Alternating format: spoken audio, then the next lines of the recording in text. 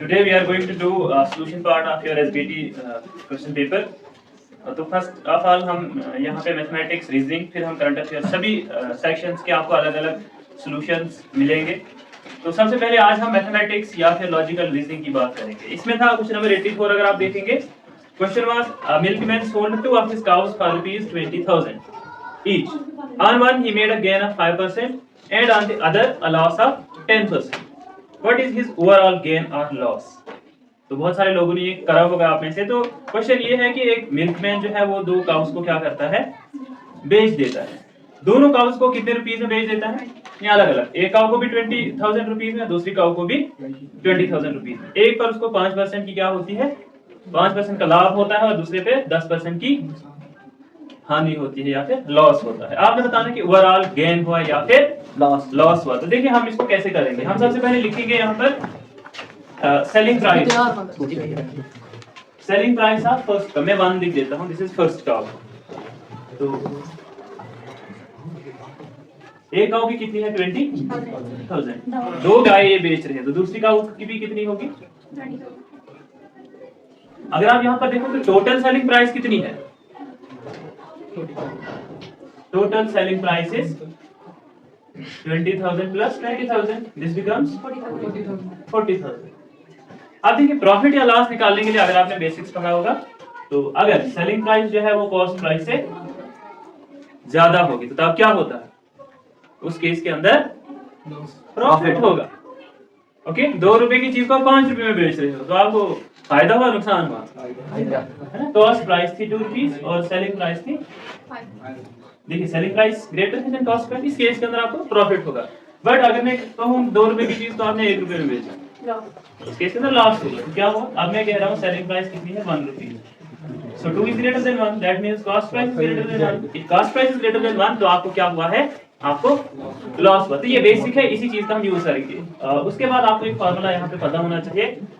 Formula है कि अगर आपके पास सेलिंग प्राइस है तो कॉस्ट प्राइस आप कैसे निकालोगे। अगर आप रिकॉल कर पा रहे होंगे, ये फार्मूला है कॉस्ट प्राइस इनटू 100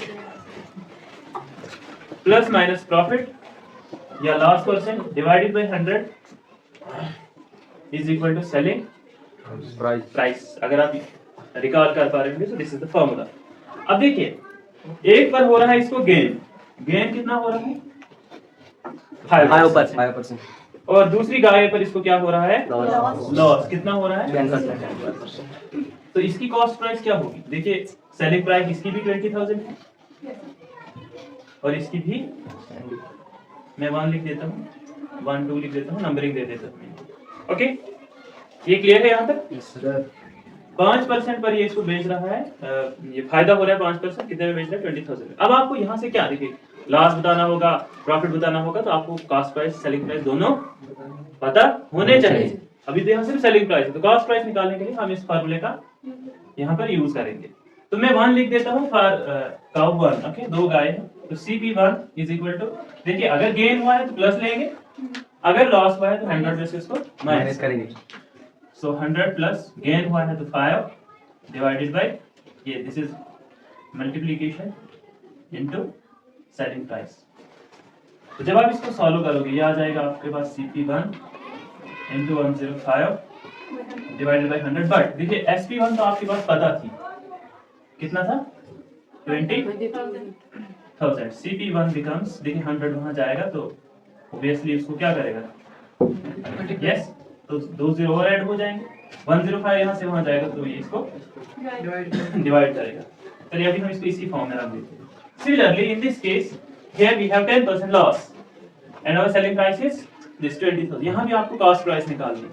तो again I am applying this formula, CP2 is CP2 multiplied by 100। अब देखिएगा यहाँ पे तो लॉस है 10%, तो क्या हम 100 पर जोड़ेंगे कि 100 माइनस करने वाले हैं, कितना, 10 divided by 100 is equal to SP2 and what is our SP2। चलिए मैं अभी यहाँ SP2 लिख देता हूँ। CP2 into 100 minus 10 is 90 by 100 and our SP2 is same here जो फर्स्ट के लिए था 20। तो CP2 यहाँ से आ जाएगा 20,000 into 100, चलिए 2 0 में डायरेक्ट लिख देता हूँ, डिवाइडेड बाय 9। CP1 दोनों काउस की आपके पास कॉस्ट प्राइस आ गई। तो टोटल कॉस्ट प्राइस अगर आपको निकालनी चाहिए दोनों को जोड़ो, जोड़ने से पहले आप एक चीज और यहाँ पे कर सकते हो, वो क्या कर सकते हो, इन दोनों फ्रैक्शंस को आप सिंपलेस्ट फॉर्म में ला सकते हो। चलो देखिए, ये 21 से 5 टाइम्स जाएगा, ये 5 से 4 टाइम्स 20। आता है आपको ये ऐसे करना? So 1 2 3 4 5 1 2 3 4 okay, this is CP1 and this is CP2, तो टोटल CP क्या आ जाएगी? CP1 plus CP2। CP1 is divided by 21 plus CP2 is this। देखिए 0 से 0 यहाँ कट जाएगा, तो बाकी कितने जीरो बचते हैं? 1 2 3 4 5 3 4 5 divided by, so this is our total CP and this is our total SP। जब आप इसको सॉल्व करोगे, आगे सिंपलीफाई करोगे, डिवाइड करने के बाद, ये एलसीएम निकालने के बाद जब आप इसको सॉल्व करोगे, okay, after solving these two fractions you will get what? 41,269.8। So this is total cost price and total selling price is 40,000। तो 40,000 सेलिंग प्राइस है, कॉस्ट प्राइस 41,000 है, दैट मींस ओवरऑल क्या हुआ है? कितना लॉस हुआ, इसको हम माइनस करेंगे। So cost price minus selling price is 41,269.83 minus 40, so this becomes 1,269.83. This is your answer. I think this was given in option B, आपका right answer. Okay. Question number 85. देखिए, आजम जी इन्वेस्ट करते हैं 8,000 rupees में business, okay, at an interest of 5% per annum. किस दर से वो इसको invest कर रहे हैं बिजनेस में? 5% compounded annually. What is the amount credited against his name at the end of the second year? देखिए, बहुत ही आसान सा क्वेश्चन है। I think you people will answer this in seconds। आपको यहाँ पे निकालना है अमाउंट। तो अमाउंट निकालने के लिए आई थिंक आप सभी को फॉर्मूला तो पता ही होगा। देखिए, ये जो है ना, आज हम इन्वेस्टेड 8,000 रुपीज, ये होता है प्रिंसिपल। तो प्रिंसिपल जिसको मूलधन भी कहा जाता है, प्रिंसिपल इज 80, ये 80,000, दिस इज 8,000। और रेट क्या है आपके पास? Rate is 5%। आपको निकालना है अमाउंट। अमाउंट के लिए आपको पता है फॉर्मूला क्या है? Amount is P into 1 plus R by 100। देखिए, ये अमाउंट होगा, ये प्रिंसिपल होगा, ये रेट होगा, और ये n होगा नंबर ऑफ इयर्स। तो अमाउंट आपको ये डायरेक्ट क्वेश्चन था, डायरेक्ट स्टेटमेंट, इस फॉर्मूले पर ही बेस्ड क्वेश्चन था। आपको अमाउंट निकालना है, तो amount is equal to principal is 8,000, 1 plus rate is 5 by 100, और टाइम कितना था आपके पास यहाँ? At the end of second year, तो टाइम इज 2 years। 2 years। तो 2 में लिख देते हैं यहाँ पे, this is 8,000, this becomes 105 by 100 square। तो 2 times हो रहा है ये multiply, you can write this as 8,000 into 105 by 100 into 105 by 100। देखिए, ये 2 0 से 2 0 कट हो जाएंगे, इस एक 0 से ये वाला 0 कट जाएगा। अब बचा क्या हमारे पास? आप इसको मल्टीप्लाई करोगे, 105 8 डिवाइडेड बाय, अगर आप इस 10 को भी काटना चाहोगे, 5 से ये 2 बार, 5 से ये 2 बार, और 5 से 1 बार, हो जाएगा 21 times. This will become here 2 4s are 8, so here remains 4 into 2 1 into 1 0 5। तो उधर आप इसको चेक किए कितना आ जाएगा, मल्टीप्लाई करने के बाद दिस बिकम्स 8 8। अब मैं इतना मल्टीप्लाई ये करने नहीं बैठा, I will write here direct, okay, this is basic mathematics. So option D was your answer। ये था number 2। Question number 86। There are 3 types every chocolate candy as jelly bean candy. तो जेली बीन पहले भी मान लेते हैं। Let the number of jelly bean candies, मान लीजिए वो कितनी है? x है। आगे बताया है कि 3 times as many chocolate candies as jelly bean candies. Chocolate candies कितनी होंगी? 3 टाइम्स होंगी, किसके? इस जेली बीन कैंडीज की। तो मैं लिखता हूं नंबर ऑफ चॉकलेट कैंडीज, तो वो कितना हो जाएगा? ठीक। तो टोटल कितनी हो जाएगी? क्वेश्चन में भी बताया था टोटल कितना है? 48। सो x plus 3x is 48, x plus 3x is 4x is 48, तो x कितना हो जाएगा? 12। आपको निकालना है चॉकलेट कैंडीज। तो चॉकलेट कैंडीज कितनी थी? 3x, so 3 into 12 is 36 is your answer।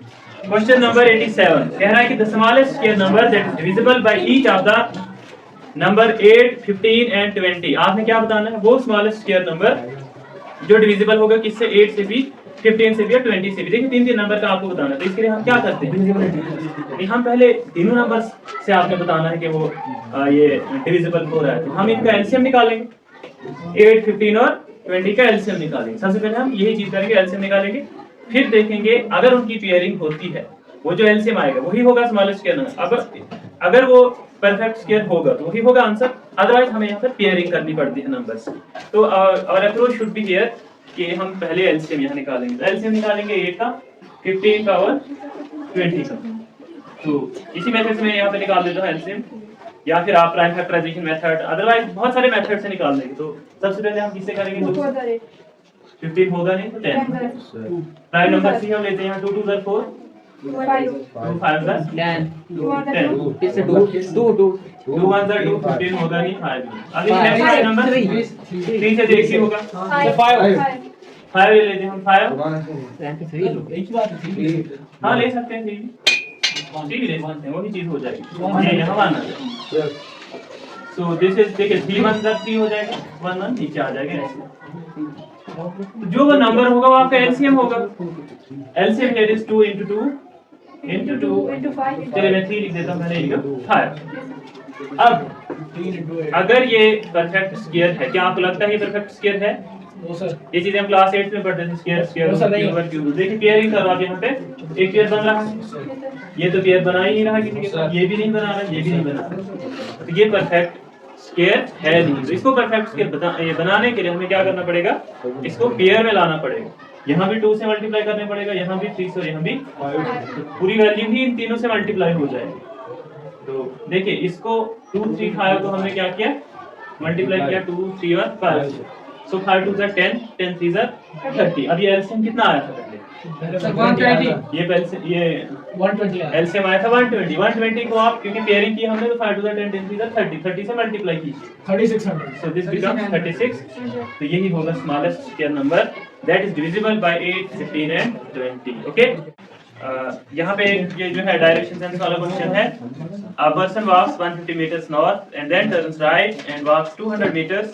He then takes a 135 degree turn 135 degree turn clockwise. आप कह रहे हैं कि किस डायरेक्शन में वो चल रहा है। देखिए ये भी बहुत ही आसान क्वेश्चंस होते हैं। कह रहा है कि ये जो देखिए मैं डायरेक्शंस बना देता हूं, this is east west and this is north. ये और भी डायरेक्शंस अगर आप बनाना चाहोगे, ये हो जाएगा north east, this is north west, this is south west and this is south east. कह रहा है कि a person walks 150 metre north. तो मैं यहाँ इसको बना रहा हूँ पर्सन को। पर्सन 150 मीटर कहाँ जा रहा है? नॉर्थ की तरफ। तो नॉर्थ डायरेक्शन ये हो जाएगी ऊपर वाली। कितना मीटर मैं एज्यूम कर रहा हूँ यहाँ पर, ये यहाँ से यहाँ तक 150 मीटर गया होगा। Then turns right. अब देखिए यहाँ पे ये ऐसे बैठा था, आप एज्यूम कीजिए, खुद को इमेजिन कीजिए इस सिचुएशन। यहाँ की तरफ जा रहा है तो राइट कौन सी डायरेक्शन हो जाएगी? यहाँ वाली कि यहाँ वाली? ईस्ट वाली। ये वाली डायरेक्शन हो जाएगी राइट। यहाँ से ये राइट टर्न होता है और कितना चल रहा है यहाँ से आगे? 200 मीटर। 200 मीटर। अब मान लीजिए यहाँ पर पहुंच गया। यहाँ से टर्न लेता है कितने डिग्री का? 135। देखिए अगर ये ध्यान देना, यहाँ पे बैठा हुआ है, कहाँ की ओर देख रहा है? यहाँ की ओर जा रहा है। देखिए अगर 90 डिग्री टर्न लेगा तो यहाँ पहुंच जाएगा ये। अब अगर एक और 90 डिग्री टर्न लेगा तो यहाँ पहुंच जाएगा। अब अगर एक और 90 डिग्री टर्न लेगा तो यहाँ पहुंच जाएगा। मतलब ऐसे टर्न हो जाएगा। ये कितना टर्न लेता है ये भी ध्यान देना, क्लॉकवाइज टर्न हो रहा है। यहाँ से ये क्लॉकवाइज टर्न हो रहा है कितना? 135 डिग्री। देखिए यहाँ से ऐसे टर्न हुआ, इस तरफ टर्न हुआ तो कितना हुआ? 90 डिग्री। 90 डिग्री पे आप कितना जोड़ोगे? 135 45। तो मतलब ये इस डायरेक्शन में अब आ गया। अब देखिए यहाँ पे बना लीजिए, this is east, this is west, this is north, this is south. इस डायरेक्शन में है ये आ गया साउथ, ये आ गया वेस्ट। तो किस डायरेक्शन में जा रहा है? ये साउथ वेस्ट डायरेक्शन। ये बोर्ड मास पे बेस्ड क्वेश्चन है। ओके, ये क्वेश्चन बोर्ड मास पर बेस्ड क्वेश्चन है। क्वेश्चन क्या था? 625 plus question mark is the square is equal to 6% of 1000 plus 86। देखिए बोर्ड मास आपको आता ही है। क्या बोर्ड मास? असल में इसको वी बोर्ड मास कहते हैं। वी पता है क्या होता है? देखिए तीन क्वेश्चंस में ऐसे होती है, एक डैश जैसा होता है, उसको आई थिंक विंकुलम कहा जाता है। ओके, फिर मोस्टली आपको यही चीजें क्वेश्चंस के अंदर देखने को मिलती है, ये आपको देखने को नहीं मिलेगा। तो देखिए सबसे पहले हम क्या चीज करेंगे, यहाँ पर ये चीज अप्लाई करेंगे। तो ऑफ अगर होता है तो ऑफ भी आपको हटाना होता है। आपको दोनों left side right hand side को बराबर करना है। सबसे पहले अगर मैं यहाँ पे देखूं 625 किसी का स्क्वायर आता है 25 का स्क्वायर होता है। यहाँ पे 6% है, तो परसेंट का मतलब होता है बाय 100। सर वहाँ पे स्क्वायर कट ओके, नहीं मैं इसको ऐसे ही रखूंगा, मैं यही सिखाऊंगा क्या करें। दिस इज 6/100, ऑफ होता है मल्टीप्लाई प्लस 80। देखिए 2 0 से 2 0 कट जाएंगे। यहाँ पे रहेगा 60 प्लस 80, 60 प्लस 80 86, 60 प्लस 86 इज ये, this is 86, 60 plus 86 is 146। Okay, देखिए 25 का स्क्वायर कितना होता है, यहाँ पे स्क्वायर और रूट खत्म हो जाएगा, तो यहाँ कितना बचा 25। सो 25 प्लस, आप देखिए यहाँ पे मैं क्या किसका स्क्वायर करूं, मेरे पास 146 के बराबर है। पहले 25 को ट्रांसपोज करेंगे इट्स नॉट नेसेसरी कि आप ट्रांसपोज सर 11 कॉम्पिटिटिव एग्जाम में बैठे हो तो आप ऐसे ही करोगे। ओके, तो जब 11 का स्क्वायर करोगे आप, ये आ जाएगा 121 प्लस 25 इज 146। तो क्वेश्चन मार्क की जगह क्या आना चाहिए आपको 11। सो एप्रोप्रिएट आंसर इज 11। एडवांस वाला क्वेश्चन है, तो मैं लिख देता हूं इसको। देखिए ये भी बहुत ही आसान सा क्वेश्चन था। यस, बहुत ही आसान है, इसमें कुछ करना ही नहीं था आपको, देखते ही आप आंसर कर सकते अगर आपकी प्रैक्टिस अच्छी हो। देखिए वही बॉड मास वाला रूल यहाँ भी अप्लाई करेंगे। पहले ब्रैकेट, देखिए मैं इंडिविजुअली इस ब्रैकेट को भी सॉल्व करूंगा, इसको भी, इसको भी। फिर ब्रैकेट के अंदर अगर ऑफ दिख रहा है, डिवीजन दिख रहा है, मल्टीप्लिकेशन, उसी ऑर्डर में आपको सॉल्व करना है। तो पहले इस ब्रैकेट को देखेंगे, इसको तीनों को इंडिविजुअली में देखते हैं। तो ब्रैकेट में हर जगह मुझे ऑफ दिख रहा है, पहले ऑफ ही को आपने सॉल्व करना है, डिवाइड को बाद में देखते हैं। देखिए ऑफ का मतलब होता है मल्टीप्लाई, तो आप 1/4 कितना आ जाएगा 2/4 बन जाएगा। हां सर, इनटू 2/3। देखिए यहाँ पे डिवीजन को पहले आपने सॉल्व करना है, तो डिवीजन को अगर मैं मल्टीप्लाई में चेंज कर देता हूं तो इस फ्रैक्शन का रेसिप्रोकल हो जाएगा, दिस बिकम्स 4/3, यहाँ पर 5/8। अब इस तीसरी ब्रैकेट पे आ जाओ, 2/3 डिवाइड, पहले ऑफ को, यहाँ आपको ये नहीं करना 4/3 करोगे, क्योंकि पहले आपको ऑफ को सॉल्व करना है। ऑफ का मतलब होता है मल्टीप्लाई, 3 into 3 is 9, 9/16। ओके, देखिए यहाँ अगेन मैं डिवीजन को चेंज कर रहा हूँ, डिवीजन मल्टीप्लाई में चेंज हो जाएगी 4/2। अब यहाँ पे सॉल्व कर दो, 4 2 are 8, 2 से 2 कट जाएगा, यहाँ बच गया 5/9। डिवाइड में ऐसे ही रखता हूँ। अब यहाँ पे again I am changing their this division into multiplication, 2/3 into 16/9।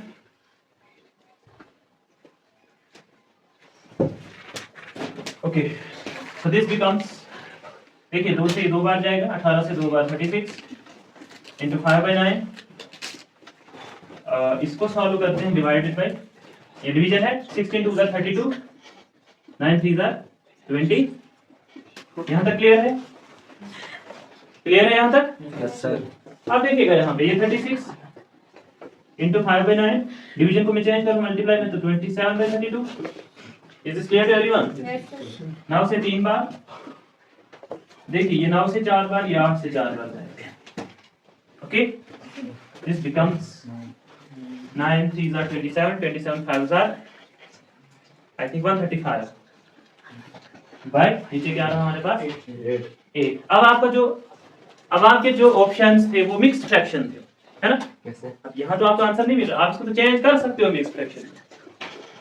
Mister Azhar, this is 135 divided by 8 1s are 8, तो अब कितना बच जाएगा यहाँ पे 5, 8 6s are 48, 8 7s are 56, तो 7 ज्यादा हो जाएगा, तो यहाँ कितना बच जाएगा 7। This becomes 16 7/8। यही ऑप्शन था आपके पास? Yes sir. This one the right answer. Evaluate 5 into, देखिए मैं इसको लिख देता हूँ यहाँ पे, क्वेश्चन है 5 into 2 into 3 raised to power 4 6 plus 7 minus 8। Again यहाँ पर फिर से बॉड मास अप्लाई करोगे, तो कहाँ पे आपका, पहले आप कहाँ पे सॉल्व करोगे? सो दिस बिकम्स 5 into 3 पर पावर 4, तो क्या 81। 3 3s are 9, 9 3s are 27, 3s are 81। So 2 into 81 divided by 6 plus 7 minus 8। अभी भी ब्रैकेट ही है, इसी को सॉल्व करते हैं। 162 divided by 6 plus 7 minus 8। आप देखिए आप किसको सॉल्व करोगे? सर डिवाइड डिवाइड को 162 divided by 6, तो कितना आ जाएगा? सर आएगा देखिए 6 2s are 27। सर, पहले तो उसको करेंगे 27 आएगा। यस सर पहले होगा यस सर, पहले डिवीजन होगा। यस, इस ऑर्डर, इसी ऑर्डर में होगा। आप क्या बोल रहे हैं? पहले एडिशन होगा, मल्टीप्लिकेशन, पहले डिवीजन आती है फिर मल्टीप्लिकेशन। अब देखिए 5 into 27 plus 7 minus 8। अब क्या करोगे? Multiply. So 5 into 27 is 135 135 plus 7 minus 8। अब कितना आ जाएगा? 134 देखिए आप यहाँ पे कर सकते हो प्लस, यहाँ पे इतना नहीं होता है क्योंकि एक ही स्टेप में होता है एडिशन या सब्ट्रैक्शन। 134 अगर आप ऐड ही करना चाहते हो तो 132 minus 8, so this is 130। So your option C is right answer। उसका वॉल्यूम दिया है और बेस एरिया दिया है। You know that the volume of cuboid is क्या उस लेंथ इंटू ब्रेड्थ में बेस एरिया भी लिख देता हूँ। यस सर ओके देखिए अगर ये फ्लोर है इसका बेस एरिया निकालोगे लेंथ इंटू ब्रेड्थ होगा। Yes, sir। अगर आप बेस एरिया भी लिखोगे तो वो यही है लेंथ इंटू ब्रेड्थ। कुछ क्वेश्चंस में आपको दिया होगा कि बेस एरिया है तो उससे कंफ्यूज नहीं होना है कि ये बेस एरिया क्या चीज है। देखिए हाइट आपको निकालनी है, आपको यहाँ पे हाइट चाहिए होगी। वॉल्यूम दिया है, वॉल्यूम इज 275 सेंटीमीटर क्यूब और बेस एरिया कितना है 25 सेंटीमीटर। अब आपको निकालनी तो यहाँ पे हाइट है बट आप वही चीज करोगे ना, फॉर्मूला लिखोगे वॉल्यूम इज इक्वल टू चलिए L into B into L into B base area. Yes sir. So मैं इसको ऐसे भी लिख सकता हूँ बेस एरिया इंटू एच। देखिए वॉल्यूम दिया हुआ था, वॉल्यूम कितना था 275। मैं डायरेक्ट वैल्यू बेस एरिया भी दिया हुआ था, बेस एरिया 25 और हाइट आपको पता थी तो हाइट यहाँ से आप निकाल सकते हो। यहाँ मल्टीप्लाई कर रहा है, यहाँ डिवाइड करेगा तो जब डिवाइड करेगा तो ये कितना आ जाएगा 25 25 25 25 1 25 1 है 11 आ जाएगा। आई थिंक 11 इसका appropriate answer. Correct answer is B part. Question number 93 भी है। Question number 93 is base area of a room is 12 metre. देखिए आप बेस एरिया यहाँ पे कितना है, base area is 12 metre square and height कितनी है 3 मीटर। अब आपको यहाँ वॉल्यूम निकालना है तो वॉल्यूम निकाल सकते हैं base area into height. Base area is 12 and height is 3, 12 3 are 36। Okay तो सबसे पहले आपको पाई चार्ट को पढ़ना है कि दिया क्या है। ये दिया है फ्रूट्स, फ्रूट्स की क्या है ये सेल है। ये एक दिन के अंदर इतनी सेल होती है फ्रूट्स की किसी पर्टिकुलर शॉप पे। तो वो जो सेल हो रही है फ्रूट्स की, फ्रूट्स में अलग अलग प्रकार के फ्रूट्स आएंगे। सो इन दिस केस अगर आप गौर से देखेंगे जो बनाना है ये कितने परसेंट सेल होती है 30%, grapes 10%, Apple 25% and so on जो भी दिया है यहाँ स्टेटमेंट। अब आपको आगे पूछा है कि अगर टोटल जो है कितने फ्रूट्स उस दिन के अंदर सोल्ड हो रहे हैं 1200 कितने 1200 तो बनाना कितने बेचे होंगे उसने। देखिए टोटल फ्रूट 1200 केजी है तो इसमें से बनाना का कितना पोर्शन 30% 1200 का 30% निकालेंगे 30 upon 100 into 12। सो 1200 टोटल फ्रूट्स है जिसका हमने निकालना है 30%। देखिए परसेंट से ये 2 0 12 से 0 तो 360 क्या बेचे हैं 360 केजी बनाना बेचे 360 केजी। ओके कितना आसान सा। Yes sir. Next question was what is the difference between sale of grapes and sale of oranges. सबसे पहले हम निकालेंगे ग्रेप्स की सेल, फिर हम निकालेंगे ऑरेंजेस की सेल, फिर इन दोनों का क्या निकालेंगे डिफरेंस निकालेंगे। तो आप लिखोगे सेल ऑफ ग्रेप्स। तो सेल ऑफ ग्रेप्स कितनी है देखिए ग्रेप 10% है 20 किलो फ्रूट्स वही है कितने फ्रूट्स उस दिन में बेचे हैं 1200 सो 1200 का 10% 120 10% और दूसरा क्या है सेल ऑफ ऑरेंजेस ये भी 1200 का कितना परसेंट है 50 दिस इज 15%। 15 बाय देखिए 2 0 से 2 0 कट जाएंगे ये बन जाएगा 120 केजी। यहाँ भी 2 0 से 2 0 कट जाएंगे ये बन जाएगा 180 केजी। Yes sir. ओके अब देखिए दोनों के बीच में डिफरेंस कितना कितने केजी 60 केजी 60 तो 60 केजी इज राइट। तो 60 केजी का क्या है correct answer is B part. Difference. तो योर करेक्ट ऑप्शन आपने यहाँ नहीं लिखूंगा difference cell of 120 grapes minus cell of orange आप खुद देख लोगे। So difference was here 60 KG. Okay देखिए इस क्वेश्चन के अंदर ये कोडिंग डिकोडिंग पर बेस्ड क्वेश्चन था। ये तो बहुत ही आसान सी कोडिंग है, अलग अलग प्रकार की कोडिंग जो है वो एग्जामिनेशन में आती है। This is just a basic version of coding decoding chapter. मैंने आपको क्वेश्चन डाला था कि बुक को कोड किया जाता है क्या। देखिए क्वेश्चन क्या था बुक को कोड किया जाता है 43। अब आपने सोचना पहले 43 आया कैसे होगा। अगर आप प्रैक्टिस करोगे प्रैक्टिस से ये चीजें आपको जल्दी माइंड में आएगी कि क्या हो सकता है ये 43 आया। अब ऐसा तो नहीं है कि बुक जो है 2 ऊपर है, ओ जो है कहीं और उससे तो वैसे तो डायरेक्टली तो आपको नहीं दिख रहा 43, मतलब कुछ और एडिशन करा गया है यहाँ। अब देखिए अगर बुक की प्लेस देखोगे, ये बी या ये अल्फाबेट बी को देखोगे, ये नंबरिंग में कितने नंबर पे आ रहा है? 2 नंबर पे। मैं यहाँ लिख देता हूँ 2। ओ कितने नंबर पे आ रहा है? O is at 15। Again O है तो ये भी 15, के है तो ये भी, ये कितने नंबर पे है? के यहाँ पर है, इज एट 11। यहाँ से तो आपको कोई 43 नहीं लग रहा है, आएगा आएगा, लेकिन कैसे आएगा? अगर सभी को प्लस करोगे तो कितना आएगा? 43। अब इसको क्रॉस वेरीफाई करने के लिए दूसरे में भी चेक करो, क्या यही पैटर्न फॉलो हो रहा है? देखिए पी के लिए यहाँ पे क्या है 16, ई क्या है यहाँ पे 5 और एन क्या है यहाँ पे 14। 16 14 कितना होता है? 30 प्लस 5, तो यही पैटर्न फॉलो हो रहा है। अब इसको देखने की आपको जरूरत ही नहीं है, आप डायरेक्ट यहाँ जंप कर सकते हो। अब देखिए पी के लिए क्या है 16, पी के लिए 16, ए के लिए 1, जी के लिए क्या आएगा 7 और ई के लिए कितना आएगा 5। तो करो इनको सभी को जोड़ दो, कितना आता है? 7 और 5 12, 16 और 28 और 20। तो यही आपका राइट आंसर है। क्वेश्चन नंबर 97, ये भी एक देखिए क्वेश्चन नंबर 97 जो है ये एक लेटर सीरीज पर बेस्ड क्वेश्चन है। ये तो आप देखते ही आंसर कर सकते थे। दिया हुआ था हमारे पास ACE BDF CE GDFH। आप कह रहा है कि आगे क्या आएगा? देखिए आपने भी यहाँ पर एक पैटर्न को यहाँ पे इन क्वेश्चंस में आपको पकड़ना होता है। देखिए ए के बाद बी आया, बी के बाद सी के बाद डी, अब भी ऐसे के डी के बाद क्या आएगा? सी के बाद डी, डी के बाद ई, ई के बाद एफ, तो एफ के बाद क्या आएगा? ई के बाद एफ, एफ के बाद जी, जी के बाद एच है तो एच के बाद ई जी आई इज राइट। इसके बाद है क्वेश्चन नंबर 98। देखिए नंबर सीरीज पर बेस्ड क्वेश्चन था, ये लेटर सीरीज हो गया ना, एक सीरीज ऐसे बनी हुई थी इस क्वेश्चन में। क्वेश्चन था 5 11 23 और 47। अब कह रहा है कि आगे क्या आएगा? यहाँ भी ऐसे क्वेश्चनों में भी आपको क्या करना होता है? आपको पैटर्न पकड़ना होता है। क्या करना होता है? देखिए 5 से 11 क्या होगा? अगर ज्यादा दूर नंबर है ना फिर मल्टीप्लाई वगैरह आपको देखना चाहिए, बट अगर पास पास है तो आपको डिफरेंस से काम चलाना चाहिए। देखिए 5 से 11 कितना डिफरेंस? 11 से 23, 23 से 47। देखिए आपको एक पैटर्न दिख रहा होगा डिफरेंस के अंदर, हर एक का डबल। 6 का डबल कितना आ जाएगा? ये 12 का डबल 24। अगला क्या आएगा? 48। तो 48 और 97 क्या हो जाएगा? 95।